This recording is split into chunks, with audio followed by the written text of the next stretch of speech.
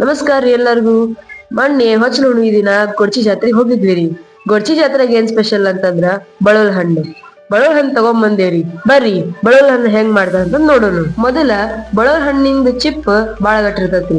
ಅದನ್ನ ಒಂದ್ ಕಲ್ಲಿಲೆ ಒಡ್ಕೊಂಡು ಅದ್ರಾಗಿನ್ ತಿರಳ ತಕ್ಕೋಬೇಕ್ರಿ ಹೊರಗ.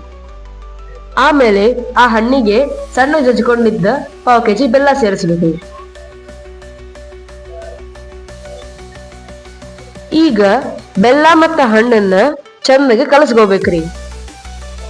ಕಲಸ್ಕೋಬೇಕಾದ್ರ ಬೆಲ್ಲದ ಕಣ್ಣಿ ಉಳಿಲಾರ್ದಂಗ್ ಕಲಸ್ಕೋಬೇಕ್ರಿ.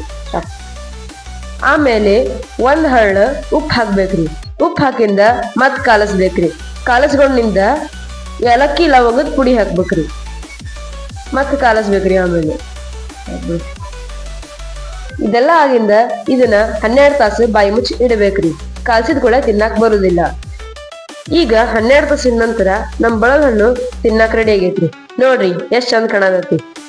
ಬಳಲ್ ಹಣ್ಣು ಈ ಸೀಸನ್ಯಾಗ ಆಲ್ಮೋಸ್ಟ್ ಎಲ್ಲಾ ಕಡೆ ಸಿಗ್ತಾವ್ರಿ. ನೀವು ನಿಮ್ ಮನ್ಯಾಗ ಮಾಡ್ಕೊಂಡ್ ತಿಂದ ಕಮೆಂಟ್ ಹಾಕ್ರಿ ಹೆಂಗಾಗೈತಂದ. ಈ ವಿಡಿಯೋ ಪೂರ್ತಿ ನೋಡಿದ್ದಕ್ಕ ಧನ್ಯವಾದಗಳು. ಮುಂದಿನ ವಿಡಿಯೋದ ಭೇಟಿ ಆಗೋಣ. ಬಾಯ್.